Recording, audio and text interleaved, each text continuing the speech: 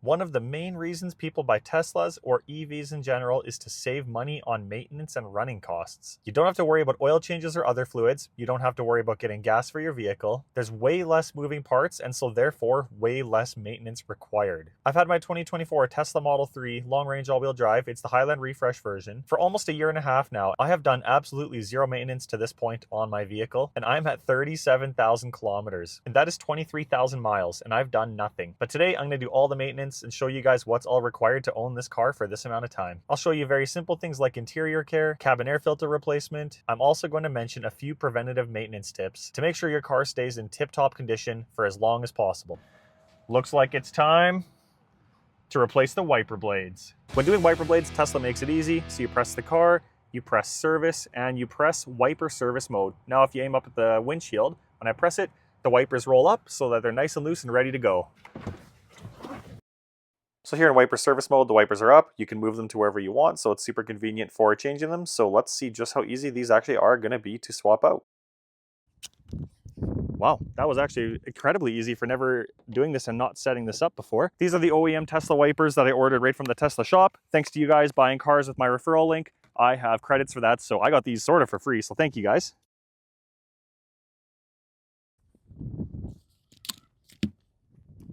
Overall, that was one of the easier wiper changes I have ever done, and now I'm good to go for hopefully a couple more years, but probably every spring I'll do it. Of course, when you do your wipers, you might as well fill up your fluid. On a Tesla Model 3, this is super easy. So I keep a jug of washer fluid in the trunk, and yeah, you just pop the hood, open up the little flap there right on the front of the Model 3, and you take your Costco jug of fluid and you take the lid off and dump it in there. Try to fight the wind if you're doing this outside like I am. There we go, and now it is totally full. So I haven't filled it for all winter long. Used almost a full jug there, but that's not bad considering it was a whole winter of using the wiper fluid a whole bunch. Another way to check your maintenance is to go to the bottom left menu button and just search maintenance. So if I type MAIN, you can see maintenance, and in maintenance mode, it actually has a schedule of everything I've done. It knows I did my tires where I showed in this video at that mileage. It thinks I'm gonna rotate them then. It thinks my cabin air filter replacement needs to be then. We'll get into that shortly in this video and then I'll reset that. Wiper blades replacement says overdue. So if I click that, I can press record that I did it now. Confirming at the odometer that I did it today, April 25th, and it thinks I'm gonna do it in 1 year, so we are good to go. These items here says as needed, so I don't need radiator cleaning, I don't need a wheel alignment check, I'm driving nice and straight, and my windshield camera precision cleaning, I don't need that either, mine is good to go for now. Another thing you can do to make sure your car stays in mint condition on the interior is get yourself a high quality set of floor mats. Spring brings a massive amount of mud and slush, so in protecting the interior of your vehicle requires the right tools. 3W is founded to create durable, safe, and perfectly fitted floor mats for every driver. This TPE material is completely odor-free, providing a clean cabin experience right out of the box. The driver's mat features an integrated full metal heel plate made from high-quality aluminum alloy. It utilizes Viger mold technology to maximize wear resistance while maintaining flexibility. Every detail in the texture is designed for long-term durability and driving comfort. 3W produces these custom crafted mats for all Tesla models, as well as a huge variety of other EVs and gas vehicles. A unique anti-slip matrix technology with a 40-degree forward tilt grip angle ensures the mats lock into place in the original anchor points. Using OEM-compatible clips, it won't shift or move even on bumpy roads. Precisely contoured edges leave no gaps for snow or moisture to seep into. This prevents corrosion and mildew, which is critical for protecting the vehicle's interior and long-term resale value. The mats act as a total shield, ensuring that no sand, dirt, or other debris reaches the actual carpet of the car. After only about a month of spraying, this is how dirty my floor mats are already, keeping my carpet super clean. The rear coverage ensures that your passengers have stable and secure grip. The high-grade TPE material is non-toxic and eco-friendly, meaning that no harsh chemicals smell in the cabin regardless of the temperature. It's a premium, comfortable feel underfoot, which is essential for managing the messy transition of spring while keeping your floorboards looking good as new. Thank you 3W for sponsoring this video. Check the description to see what kind of discounts you can get on their site and on Amazon. Alright, next one is not so much a maintenance thing, but definitely something you want for the summer. So with Tesla, we've got the glass roof here, but as the sun shines into it, the cabin gets extremely hot. Like for me, I've seen it over 50 degrees Celsius in the car, and it's only April. May not look like April now with the big blizzard we just got, but it was warmer before. One critical piece is a sunshade that we're gonna add here. Now these ones are from Vion, and with my code FrozenTesla, you guys can get a discount. The details will be up on screen and in the description. So immediately they feel really nice and high end. They have reflective material too to help reflect the sun. So I'm gonna start out with the one for the front. Hopefully this doesn't explode all over in the interior here once I unfold it. little bit, not bad. And it's got a nice color matched finish for the downside that we'll be seeing. And for the top side, like I said, is that reflection material. To get it installed, you're gonna kind of wedge it up here into place. We're gonna get these clips involved now. You get the clip like this and you just wedge it in to that. It slides into the trim there. And as we do the rest of them, this is gonna hold it in place. And simple as that, there we go. So now we've got this nice, pretty tight reflective sunshade, and it's color matched to the interior of my car. So that is just perfect. Now it's a little darker in here. I do like having the glass roof, but it's worth it to keep the AC running less and to have my car not get super crazy hot while you're sitting at work. One last one, again, not maintenance, but more preventative maintenance, is PPF. I did a self-install kit with Drive Protected. You can just barely sort of see the outlines here of where the PPF is installed. What this means is as you're driving around in spring, there's tons of rocks on the road before they're swept. If you have paint protection film, it's not going to hit your paint directly. It's going to hit the film and you won't get paint damage on your car. So that's something that's really nice to do in spring or any time of the year, really. Next up is going to be cabin air filters. Tesla recommends you do these every year.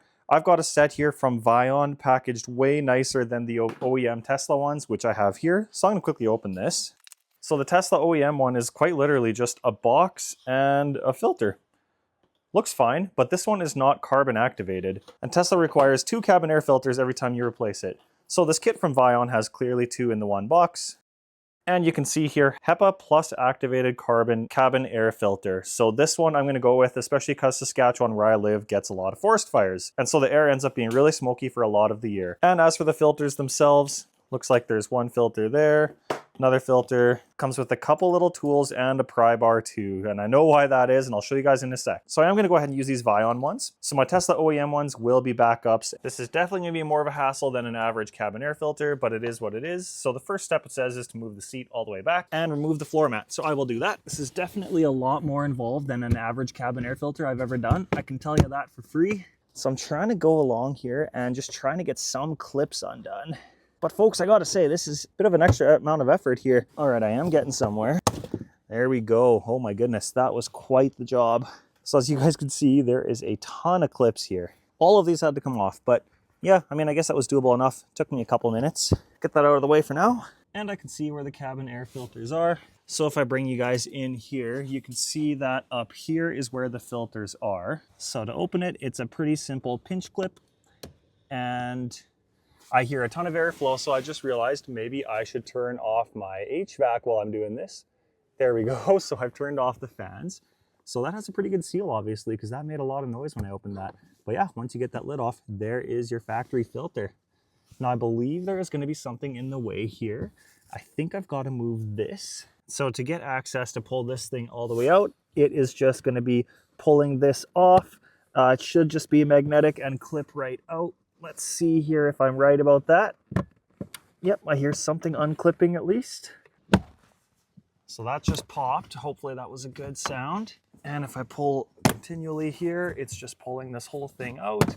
And yeah, there's that wire with that light, and this is just a cover there. So that's all good. That is actually the CPU. So that's where the computer powering the hardware for Tesla is.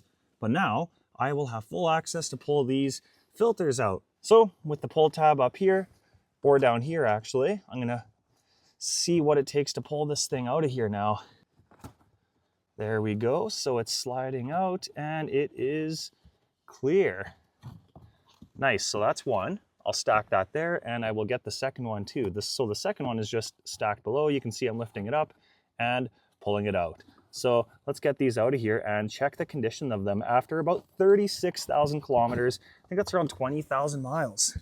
So mine actually look pretty stinking good, I have to say. This one's got some dust on it and such. The other side of it looks almost brand new. And then I got the other one here. Dirty, but not bad. Definitely not the worst thing I've ever seen in a cabin air filter. But I'm this far, so I'm going to replace it with the new Vions. And I have to say, I do like the look of these a lot better than the OEM ones. Of course, the activated carbon is nice. It shows which way it goes to the front of the car. And it's got the blue there. So if I get going in here, I will drop it right into the spot once again. All right, it took me a couple seconds to line it up, but once I did, it goes in and it dropped in. So now it fell into place. I'll grab the second one. So just like the first one, kind of get it lined up and get it in the groove there and just fire it in. And once it's in, we are set. So that is in there. Now the last thing is putting this sealer back on. And after a bit of fiddling, you'll get it lined up here and you can just clip it in like that. And it is nice and tight. And next steps would of course to be put this all back together. So you can see there's a couple clips on the top here. These are all just going to get clipped back in where they came from, and this will be good as new. Well, I just realized I wasn't recording putting that panel back on, but pretty much I lined it up and snapped it into place and just kind of punched it into place a couple times and it was good to go. So I'm going to be honest, that was a lot more work than I thought it was going to be. But it's nice to have that done, I guess. I probably do it every year, year and a half or so. I'm kind of at a year and a half now. Right around 40,000 kilometers, 25,000 miles would be a really good time to do it. So I just did it now because I'm doing my spring maintenance. Definitely something you can do yourself. And I think Tesla charges around 50 bucks Canadian, 35 USD labor to do something like that. Considering it only took me about 15 minutes and I didn't know what I was doing, seems pretty worth it to do it yourself. And I would easily be able to do it way quicker next time now that I've actually done it. Another just really good to have item if you're going to be on road trips at all is something like a CCS1 adapter. I got this one from Handshow, and I've got a discount code for you guys too to get a discount on one of these, but I just leave it in my trunk, in my sub trunk at all times. This way, if I'm ever on a road trip, I will never have a chance of getting stranded because I end up somewhere where there's no supercharger. It's unlikely my car would navigate me somewhere without a supercharger, but in the event that I end up somewhere where I do need one of these, or it's just more convenient, or whatever else is the reason, it is really nice to have a CCS1 adapter, since at least here in Canada, there's quite a bit more CCS1 fast chargers than there is superchargers, except off the main routes. I've used this one from Handshow a handful of times already just because it was more convenient to use that, and this thing was getting me super fast charging speeds, so I can highly recommend this one. It's lived in my trunk, it's high quality, it's nice and sturdy, I have no trouble recommending it, and it's always a good idea to drive around with a charge adapter too. This is a J1772 adapter, just in case you end up somewhere where you want to do a level 2 charge, but they don't have a Tesla NACS port like this one. You can plug it into the back of the adapter and still get some pretty good level 2 charging overnight. I also keep this one right with my CCS1 adapter. Now, as for maintenance, I've only had a few small things. I brought my car recently to the service center to get them looked at. The main reason I brought it in was because my front trunk sensor was shot and it was alarming that my front trunk was open. The car thought my front trunk was open at all times, even though it wasn't. For a day or two, the car was actually alarming while I'm driving. I'll throw a clip up here.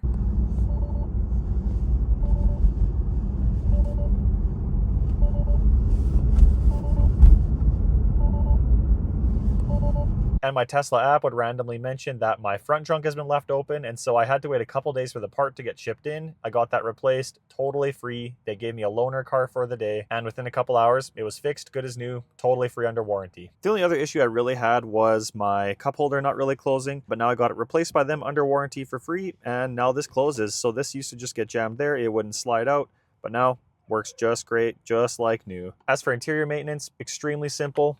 Pack of baby wipes is all I use. $1.50 at Dollarama gets you 66 wipes. I wipe down my car when I'm just kind of bored, if I'm waiting for something, if I'm in a drive-thru and there's a lineup.